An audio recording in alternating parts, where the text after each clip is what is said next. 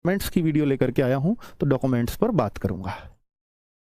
चलो, UP police भर्ती जरूरी चीजें। मूल निवास प्रमाण पत्र कब का बना हुआ होना चाहिए? कब का बना हुआ होना चाहिए मूल निवास प्रमाण पत्र?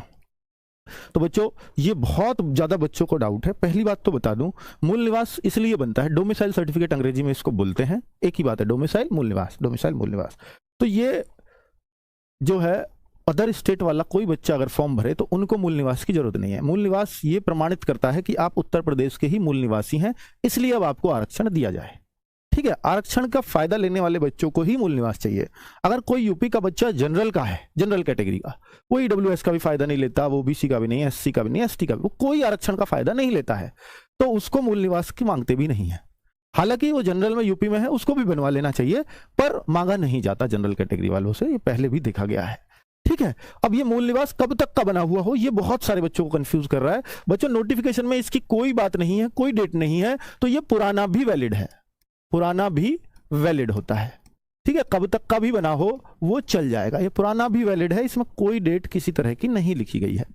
अब बात करते हैं, हालांकि बच्चों पिछली बार मुझे खूब अच्छे से याद है 2018 की भर्ती जब चली थी, तो मूल निवास प्रमाण पत्र वहां भी ऐसे ही लिखा गया था, और जो आपका जाति प्रमाण पत्र है उस पर एक निश्चित डेट दी गई थी। लेकिन क्या है कि जो आपके जो बूथ बनाए जाते हैं डॉक्यूमेंट चेकिंग के टाइम पर, डीवीपीएसटी के टाइम पर, तो वहां बहुत तरह के माइंडसेट के लोग होते हैं, उनको पूरी जानकारी भी नहीं होती, वो ना नोटिफिकेशन पढ़ना चाहते हैं, ना वो किसी की सुनते हैं, ना मानते हैं।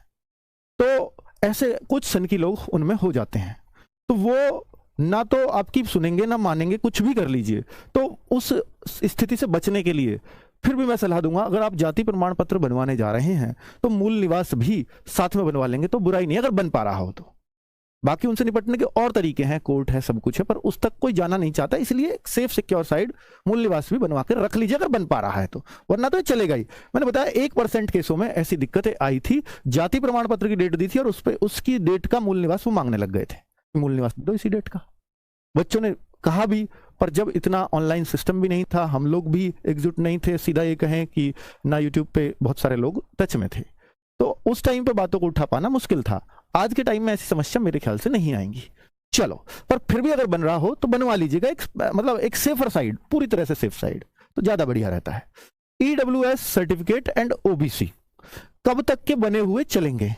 बच्चों, ईडब्ल्यूएस सर्टिफिकेट और ओबीसी सर्टिफिकेट इन दोनों की एक सा ही कर दिया इन्होंने। हालांकि ऐसा होता नहीं है, ओबीसी 3 साल पुराना भी चल जाता था, बट इस बार ओबीसी और ईडब्ल्यूएस दोनों ही एक जैसे कर डाले इन्होंने।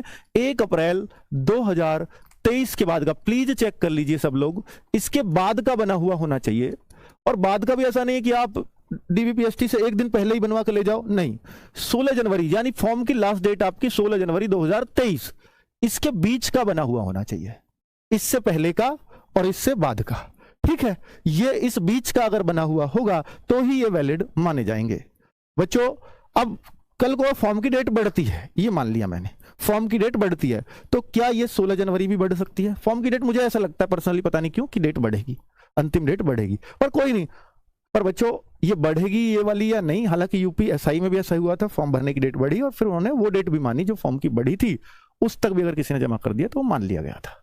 ठीक है, तो मैं आपको सारे उदाहरण दे रहा हूं यूपी के अब तक के जो चला है और जो दिया है उन्होंने, उस हिसाब से, मतलब वहां एक्चुअल में क्या होता है और ये डॉक्यूमेंट्स पे क्या लिखते हैं, दोनों बातों को तुलना करके बता रहा हूं।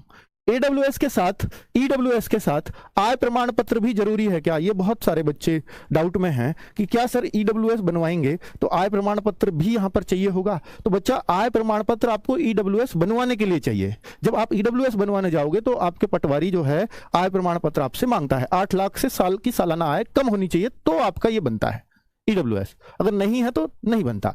लेकिन वो तो इसको बनवाने के लिए चाहिए, लेकिन यूपी पुलिस को ये नहीं चाहिए आय प्रमाण पत्र, उसको सिर्फ ईडब्ल्यूएस सर्टिफिकेट चाहिए। पटवारी देखेगा आय प्रमाण पत्र, तो वहां यहां जरूरत नहीं है उसकी आय प्रमाण पत्र की। ठीक है, क्लियर। एससी एसटी के सर्टिफिकेट कब तक के बने हुए चाहिए, ये भी बहुत सारे बच्चों को डाउट है।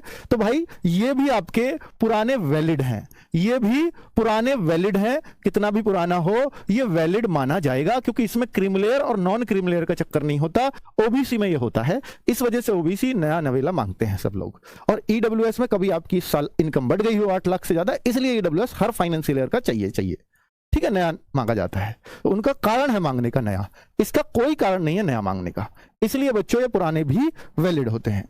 क्या ओबीसी सेंट्रल का चल जाएगा? ये बहुत बच्चों को डाउट होता है, क्योंकि ओबीसी एक ऐसा सर्टिफिकेट है जो सेंट्रल और स्टेट दोनों में बहुत डिस्प्यूट रखता है। तो बच्चा, क्योंकि कुछ जातियां ऐसी हैं जो सेंट्रल में जनरल में आती हैं और स्टेट में ओबीसी में आती हैं, एग्जाम्पल ले सकते हैं जाट।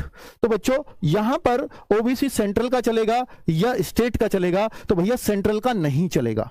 क्यों सर? सेंटर के अंदर तो स्टेट भी आ जाएगा, ये बहुत सारे बच्चों के मन में डाउट होता है। पर बच्चों इन्होंने नोटिफिकेशन में लिखी है लाइन, मैं अभी आपको पढ़वाऊंगा। तो इन्होंने बोला है कि स्टेट का ही मान्य होगा, सेंट्रल का मान्य नहीं होगा।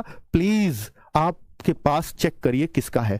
ऊपर तो उत्तर प्रदेश शासन सब पे लिखा रहेगा, लेकिन आप देखिए कि जो आपकी जाति का नाम होता है, गुजर हो, जाट हो, राजपूत, जो भी कुछ हो, तो वहां पर उसके आगे लिखा रहता है जाति और फिर लिखा रहता है कि उत्तर प्रदेश के अंतर्गत या भारत के अंतर्गत। तो under the government of India अंग्रेजी में लिखा रहता है सेंट्रल वाले में, लेकिन जो यूपी स्टेट का है ना, उसमें पूरा हिंदी में, कुछ भी अंग्रेजी में नहीं होता। ये एक पहचान है।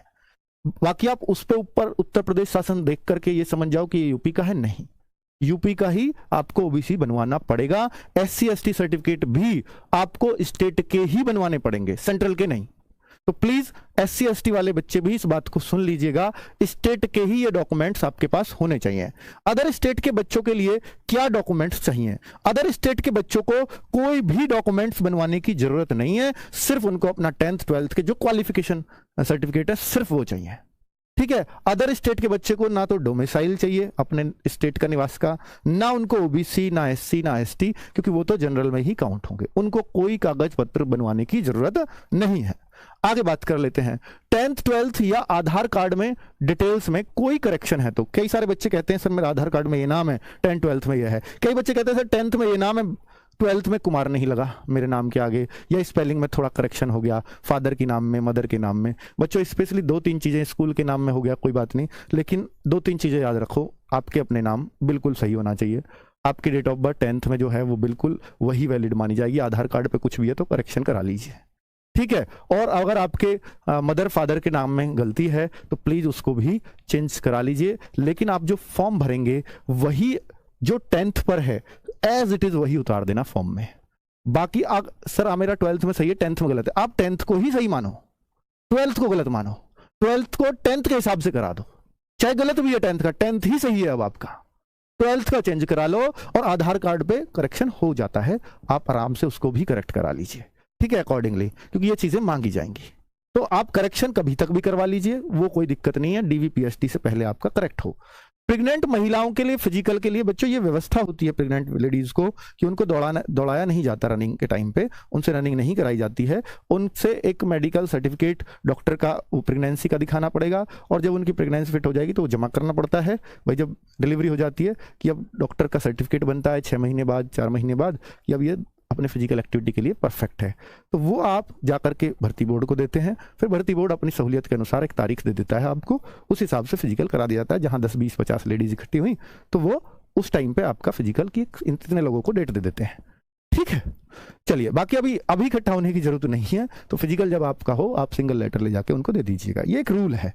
शादीशुदा महिलाओं के डॉक्यूमेंट्स पति के इधर के बनवाएं या पिता के इधर के, ये बहुत बड़ा कंफ्यूजन है। तो बच्चों पति के इधर के आपको कुछ नहीं बनवाना है, सब कुछ, चाहे आपका मूल निवास है, चाहे आपका जाति प्रमाण पत्र है, चाहे कुछ भी है, वो आपको पिता की तरफ के ही चाहिए, पिता की तरफ के ही चाहिए। आपका आधार कार्ड पे एड्रेस पति की तरफ का है वो चल जाएगा, वो कोई दिक्कत नहीं है, लेकिन आपके जाति मूल निवास पिता के ही होने चाहिए। उसका कारण है मैं बता दूंगा आगे, अगर आपको पूछना है तो ऐसा क्यों होता है, ठीक है, क्योंकि ऐसा इसलिए होता है कि कोई महिला जनरल की, और ये फिर उस चीज को भी प्रमोट करेगा कहीं ना कहीं कि जनरल की महिला एससी के लड़के से शादी कर लेती है, और वो ये सोच के कर लेती है कि अब मैं यूपी पुलिस में भर्ती हो जाऊंगी क्योंकि मेरे को अब एससी का फायदा मिल जाएगा, मैं पति की तरफ से सर्टिफिकेट बनवा लूंगी, ठीक है, एज का भी फायदा मिल जाएगा। तो ऐसा इसलिए ही होता है बच्चों, तो वो पिता की तरफ का ही ऑल लाइफ चलता है, इसलिए वो चेंजेस नहीं होते, क्योंकि आप जो माहौल आपको मिला है, जिसमें आप पले बढ़े हो, जनरल के हिसाब से पले बढ़े हो, तो आपको आरक्षण उस हिसाब से दिया जाता है, ना कि अब आप चेंज कर लो उस हिसाब से आपको मिल जाएगा, ठीक है। इसका कारण ये है चलो अब आपको बहुत अच्छे से समझ में आ गया होगा, उम्मीद करता हूं। तो भाई पहला पॉइंट देखिए, ये सब नोटिफिकेशन से लाया हूं पेज नंबर 13 से। जितनी भी बातें आपको बताई हैं सब नोटिफिकेशन के आधार पर हैं। पहला पॉइंट ये है कि भूतपूर्व सैनिक यानी जो एक्स सर्विसमैन हैं उनका अपने डॉक्यूमेंट्स रेडी होने चाहिए फॉर्म के भरने तक। ऐसा नहीं है कि मेरा डिस्चार्ज सर्टिफिकेट बाद में आ जाएगा, नहीं, वो नहीं चलेगा। ठीक है। दूसरा पॉइंट है कि वही बात जो मैंने बोली है, SC ST कि कोई स्त्री किसी सवर्ण मतलब जनरल से विवाह कर लेती है तो उसे विवाह के उपरांत भी पूर्व में अनुमान्य आरक्षण मिलता रहेगा, यानी जो पहला आरक्षण है वही मिलता रहेगा, जो उसका SC ST की थी तो वही आरक्षण उसको मिलता रहेगा, वो जनरल की नहीं हो जाएगी। और अगला केस यही, यदि कोई सवर्ण स्त्री किसी अनुसूचित जाति यानी कोई जनरल की महिला SC ST के लड़के से शादी कर लेगी तो उसे आरक्षण मिलने नहीं लग जाएगा SC ST का। ठीक है, ये बात इन्होंने यहां दोनों बातें स्पष्ट कर दी हैं। अगला पॉइंट है पांचवा, उत्तर प्रदेश के जो लोक सेवा बच्चों, ये मैंने बता ही दिया है कि 1 अप्रैल 2023 या उसके बाद का, किंतु इस भर्ती के निर्धारित आवेदन करने की अंतिम तिथि तक निर्गत होना चाहिए, यानी ओबीसी का सर्टिफिकेट 1 अप्रैल 2023 से बाद का, और फॉर्म की लास्ट डेट है 16 जनवरी 2023 से पहले का। फॉर्म की लास्ट डेट बढ़ी तो ऑब्वियसली ये भी बढ़ जाना चाहिए। आगे बच्चों छठा पॉइंट ये जो है स्वतंत्र सेनानियों के लिए है, और आगे 7वां पॉइंट है महिला अभ्यर्थी द्वारा आरक्षण के दावे हेतु पिता पक्ष से निर्गत जाति प्रमाण पत्र ही मान्य होगा। ये पॉइंट आ गया 7वां, जो मैंने बोला था कि पिता पक्ष से ही जाति प्रमाण पत्र चलेगा स्पेशली। ठीक है। और ये जो 8वां पॉइंट है ये वेरी इंपॉर्टेंट है, सुन लीजिए कि भारत सरकार के अधीन यानी सेंट्रल के पदों पर नियुक्ति हेतु प्रस्तुत किए जाने वाले प्रमाण पत्र, सेंट्रल का प्रमाण पत्र जो होगा के पत्र पर अनुसूचित जाति, अनुसूचित जनजाति व अन्य पिछड़े वर्ग के प्रमाण पत्र मान्य नहीं होंगे। SC ST और OBC के जो सर्टिफिकेट हैं ये स्टेट वाला चलेगा, स्टेट वाला, ये बात नोटिफिकेशन में लिखी है, स्टेट वाला चलेगा, यानी आप कोर्ट भी नहीं जा सकते बाद में, स्टेट वाला चलेगा, सेंट्रल वाला नहीं। ये स्पष्ट रूप से बच्चों अपना चेक कर लेना आज। ठीक है, बहुत बढ़िया से आपको चीजें समझ आ गई होंगी। आगे बात कर लेता हूं, मैं अगली कोई वीडियो लाऊंगा तो आपको दिखा भी दूंगा कि स्टेट की ये पहचान है। वैसे मैंने आपको पहचान बता दी है, कहीं भी भारत सरकार का जिक्र आपके उस पर नहीं होना चाहिए, और जो सेंट्रल का होता है उस पर भारत सरकार लिखा रहता है अंदर। चलो, और ये 9वां पॉइंट, ये आरक्षण से संबंधित, डोमिसाइल से संबंधित, भैया डोमिसाइल प्रस्तुत करना ही होगा। ठीक है, जो भी आरक्षण का फायदा लेना चाहते हैं, लेकिन वो कब का कैसे वो नहीं लिखा हुआ है किसी भी तरीके से। ठीक है, और ये सारी बातें लंबित आरक्षण, और 27 दिसंबर से फॉर्म आपके शुरू हो जाएंगे, तो इस वेबसाइट पे जाकर के फॉर्म फिल करना है। ये सारी बातें हमने लगभग अब कर ली है, अब कोई इश्यू नहीं होना चाहिए बच्चों। आगे अगर मैं बोलूं डिजी लॉकर और OTR का क्या दिक्कत है, तो बच्चा OTR जो है ना, OTR का कोई जिक्र नहीं हुआ, लेकिन पहले हुआ था जिक्र वेबसाइट पर, है ना, और भर्ती बोर्ड की साइट पर ये आया भी था कि OTR का ऐसे ऐसे पहले 1 टाइम रजिस्ट्रेशन करना होगा, उसके बाद ही फॉर्म भर पाएंगे। लेकिन अभी OTR का कोई जिक्र नहीं है। OTR की जगह मुझे ऐसा लगता है कि उन्होंने डिजी लॉकर को ले लिया है। ये डॉक्यूमेंट्स वेरिफिकेशन करने वाला एक ऐप है बच्चों, इसमें आपको लॉगिन पासवर्ड अपने बनाने पड़ेंगे, जनरेट करने पड़ेंगे, और जो आपका इस बार डॉक्यूमेंट्स स्कैन किए जाएंगे, यूपी पुलिस का जब फॉर्म भरोगे तो आपके डॉक्यूमेंट्स स्कैन होंगे। कौन सा, जैसे OBC सर्टिफिकेट हुआ या आपका मूल निवास सर्टिफिकेट हुआ, तो ये सारे सर्टिफिकेट आपके स्कैन होंगे। 10th का हुआ, 12th का हुआ, ये स्कैन कैसे होंगे? स्कैन करके नहीं डालने हैं, स्कैन करके सिर्फ वो डालने हैं जो डिजी लॉकर पे उपलब्ध ही नहीं है। डिजी लॉकर पे क्या पहले से उपलब्ध होते हैं? हाँ, आप 10th की कुछ डिटेल ये भरवाएगा और आपका सर्टिफिकेट ये दिखा देगा कि देखो ये रहा। यहां अपलोड नहीं करने होते, ये खुद वेरीफाई कर लेता है कि आपका अगर ओरिजिनल होगा तो तुरंत वेरीफाई कर देगा, और इसी से आपका यूपी पुलिस का जो फॉर्म है वो लिंक कर दिया जाएगा। आपको इसी की आईडी पासवर्ड भरवाएगा और वहीं से उठा लेगा वो। और जो इस पे उपलब्ध नहीं होंगे, ऐसा कुछ डॉक्यूमेंट्स तो इस पे ऑलरेडी उपलब्ध है, वैसे सारे ही मिल जाएंगे, पर स्वतंत्रता सेनानी वाला नहीं हुआ, मान लो ये केंद्र सरकार का ऐप है ना, स्वतंत्रता सेनानी वाला ऐसा कुछ नहीं हुआ, तो फिर उसको कहां से लेके आएंगे? या कोई डॉक्यूमेंट्स आपने नया बनवाया वो इस पे अपलोड नहीं हुआ अभी, तो फिर उसका क्या करेंगे? तो हम उसको अलग से स्कैन करने की भी हमारे फॉर्म में सुविधा दी गई है, ऐसा इन्होंने बोला है। ठीक है, तो ये डिजी लॉकर से कैसे अपलोड करें, डिजी लॉकर पे कैसे अकाउंट बनाएं, इसके लिए मैं एक वीडियो बनवा दूंगा। शिवम सर हमारे यहाँ कंप्यूटर के स्पेशलिस्ट हैं, उन्होंने बोला कि सर मैं बच्चों को अकाउंट बनाना सिखा दूंगा और वेरीफाई भी करना सिखा दूंगा कि आपके डॉक्यूमेंट्स चेक भी हो जाएंगे इससे। ठीक है, चलो बहुत बढ़िया। तो ये और आगे आवेदन में फोटो और हस्ताक्षर अलग अलग ही आपको अपलोड करने होंगे, ये सब आपको